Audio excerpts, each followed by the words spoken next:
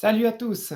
Une petite vidéo pour nous rappeler que la Bible est vraiment une nourriture de chaque jour dont nous avons besoin. C'est une nourriture indispensable pour la force de notre journée. Quand on se nourrit de la parole de Dieu, de la Bible, notre relation avec Dieu, elle grandit, elle s'approfondit.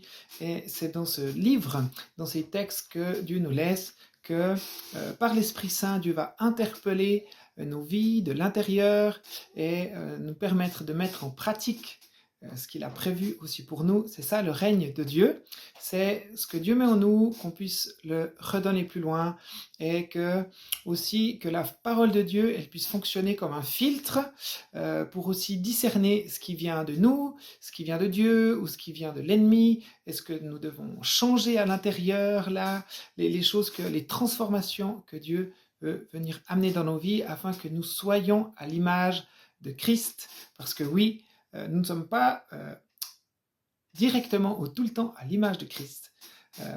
Façon de parler, et Dieu veut nous amener dans cette image-là, nous amener à lui ressembler. Et peut-être qu'aujourd'hui, on peut se poser la question, depuis quand est-ce que date le dernier changement dans ma vie intérieure, les derniers nettoyages, les derniers rangements que Dieu a fait ou que j'ai laissé Dieu faire dans ma vie?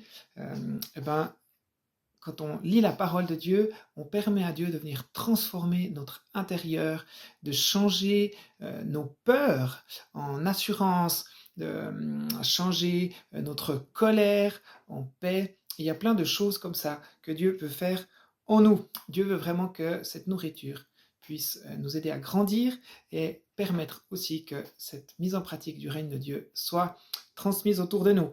Voilà, la Bible, elle fonctionne toujours avec le Saint-Esprit. Quand on lit la Bible, c'est important d'être à l'écoute de ce que Dieu fait, et Dieu vient comme percuter notre cœur, il vient parler à l'intérieur, et il y a comme cette voix de Dieu qui s'adresse à nous quand on lit la Bible. Et c'est important d'être à l'écoute de cette voix de Dieu, parce que c'est Dieu qui veut nous conduire sur le chemin, c'est Dieu qui veut nous conduire aussi, d'être transformés à son image. J'aimerais aujourd'hui vous parler encore de quelques trésors qui se trouvent dans la Bible, et puis voilà, j'ai pris quelques textes et puis qu'on puisse écouter ces trésors que Dieu il a pour nous. Je pensais à Proverbe 15, 22 à 23. Je vous le lis. Quand on ne demande jamais conseil, les projets échouent, mais avec beaucoup de conseillers, ils réussissent. Une bonne réponse donne de la joie, une parole dite au bon moment fait du bien. Voilà dans les proverbes un style de sagesse, un style d'écriture qui est aussi encourageant ou qui va parler directement pour notre pratique de vie de tous les jours. Et puis dans ce verset-là, on voit que l'importance d'avoir des conseillers autour de nous, d'avoir des personnes qui sont capables aussi de parler dans notre vie. Et puis ça, j'aimerais aussi vous encourager dans ce que vous faites, dans les projets que vous menez, d'avoir des conseillers autour de vous, d'avoir des personnes fiables avec qui vous pouvez partager, échanger. Dans la Bible, il y a d'autres trésors. Il y a des trésors prophétiques, par exemple, dans Jérémie 29, de 11 à 13. Oui, moi le Seigneur, je connais les projets que je forme pour vous. Je le déclare. Ce ne sont pas des projets de malheur mais des projets de bonheur. Je veux vous donner un avenir plein d'espérance. Vous ferez appel à moi. Vous viendrez me prier et je vous écouterai. Vous me chercherez et vous me trouverez. Oui, je le déclare, moi le Seigneur, si vous me cherchez de tout votre cœur, je me laisserai trouver par vous. Et Jérémie, il va dire ça dans un temps où c'est le désespoir dans le peuple d'Israël. Et Jérémie va annoncer cette parole d'espérance. C'est ça, ces textes prophétiques qu'on trouve aussi dans la Bible, qui peuvent être de différentes sortes, mais une partie du prophétisme, c'est l'encouragement. C'est aussi, Dieu leur dit là de les chercher de tout leur cœur, de pas juste les chercher d'une manière extérieure ou de montrer juste une image extérieure, mais il parle du cœur. Et c'est ça aussi, le message prophétique vient aussi pointer des fois notre cœur, vient pointer aussi des attitudes que Dieu veut venir toucher, que Dieu veut venir restaurer. Il y a par exemple aussi un passage dans Luc 10, 38 à 42, c'est une histoire qui s'est passée et qui est racontée, mais qui nous parle. Marie s'assoit au pied du Seigneur et elle écoute ce qu'il dit. Marthe est très occupée par tout ce qu'il faut préparer. Elle vient auprès de Jésus et elle lui dit « Seigneur, ma sœur me laisse seule pour tout préparer. Cela ne te fait rien ? Dis-lui donc de m'aider. » Le Seigneur lui répond « Marthe, Marthe, tu es inquiète et tu as du souci pour beaucoup de choses, mais une seule est nécessaire. Marie a choisi ce qui est vraiment bon et personne ne lui enlèvera cela. » Et l'histoire, elle s'arrête là. Et ce qu'on peut comprendre, c'est que, en tout cas, que Marie, elle était à l'écoute du Seigneur. Et Marthe était plutôt affairée dans faire quelque chose. Et puis, ça peut parler aussi pour notre attitude. Des fois, avec Dieu, on préfère faire plein de choses pour plein de gens que de s'arrêter et de l'écouter et de recevoir de lui ses paroles, ses instructions, son amour, d'être renouvelé aussi dans notre vie intérieure. Et puis, on a besoin de l'un et l'autre.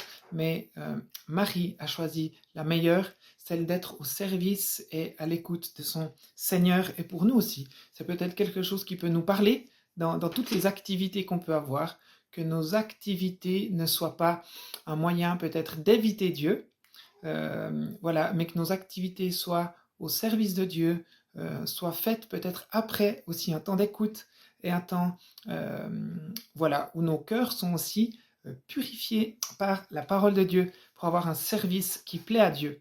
Voilà. Par exemple, il y a aussi une autre histoire dans 1 Samuel 16, 7. Là, c'est dans un texte historique de l'Ancien Testament. Et puis, c'est le prophète Samuel qui est interpellé par Dieu d'aller choisir le nouveau roi d'Israël. Et il voit tous les grands frères de David, et à chaque fois, Dieu lui dit non, c'est pas lui. Et on va voir ce que le Seigneur lui dit. Mais le Seigneur lui dit, cet homme est beau et grand. C'est le plus grand frère, ou les plus grands frères de David, qui paraissent costauds, qui paraissent solides et tout. Et puis Samuel, dans son cœur, il se dit, ah, mais lui, c'est sûrement le futur roi d'Israël. Et le Seigneur lui dit, cet homme est beau et grand. Mais ne fais pas attention à cela. Ce n'est pas lui que j'ai choisi. Je ne juge pas comme les êtres humains. Les gens font attention à ce qu'ils voient, mais moi, je regarde le fond du cœur. Cette parole, elle est essentielle dans la Bible. C'est une parole qui est tellement forte sur le cœur de Dieu pour nous. Se dire, ben oui, l'être humain, on est très vite attaché à ce qu'on voit. Si aujourd'hui, voilà, peut-être vous voyez une super pub à la télé, fait super bien, etc., vous allez dire, ah, ça a l'air trop cool. Mais vous voyez peut-être juste le produit avec une vidéo mal faite, vous dites, oh, c'est nul. Eh bien, Dieu, c'est la même chose. Il voit notre cœur, dans le sens que Dieu, c'est la même chose. Il voit que notre cœur est attiré par les lumières, par plein de choses, tout ce qui brille, les gens qui parlent super bien, ou etc.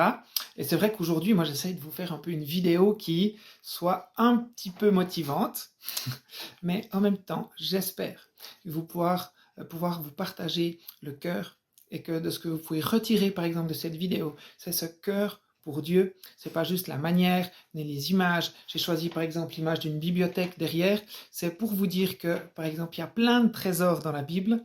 C'est pas pour vous dire, ah, que j'ai une pleine connaissance de plein de choses. Non, on a tous une certaine connaissance des choses. Il y a plein de gens avant moi qui ont écrit plein de choses trop cool. Et puis j'espère aussi que dans leur cœur, il y ait vraiment cette présence de Dieu et que ce ne soit pas juste un apparat. Et c'est ce que Dieu nous dit de regarder quand on voit quelqu'un. Même quand on voit une vidéo, par exemple, sur Internet, et on se dit, ok, mais le cœur, il est où? Seigneur, qu'est-ce que toi tu me dis? Voilà, et puis j'aimerais dire encore une dernière parole dans 2 Corinthiens 12, 8 et 9. Ma grâce te suffit, ma puissance s'accomplit dans la faiblesse. Waouh, incroyable. Alors que souvent dans notre monde, c'est la lutte pour être le plus grand, le plus beau, le meilleur, le plus attractif. Paul, lui, celui qu'on appelle le grand apôtre, eh ben, Dieu va se glorifier dans ses faiblesses. Incroyable. J'aimerais vous dire aussi cette parole d'espérance, que Dieu veut venir aussi se glorifier dans nos faiblesses. Et comment il le fait? C'est que dans nos faiblesses, on a besoin de Dieu. Et c'est justement dans ces faiblesses, dans les failles de nos vies, que Dieu peut venir prendre toute la place et que Dieu peut intervenir pour changer quelque chose. Alors soyons ouverts à ces trésors que Dieu veut nous montrer aujourd'hui. Soyez bénis pour lire cette parole. Dieu va toujours se débrouiller pour parler à nos cœurs quand on lit la Bible. Alors ouvrons-la, lisons-la, même si c'est de temps en temps ou souvent, peu importe, que Dieu touche encore nos vies et que nous puissions recevoir l'Esprit Saint pour mettre en pratique. Soyez bénis, bonne fin de journée, bonne suite de journée à tous, à bientôt.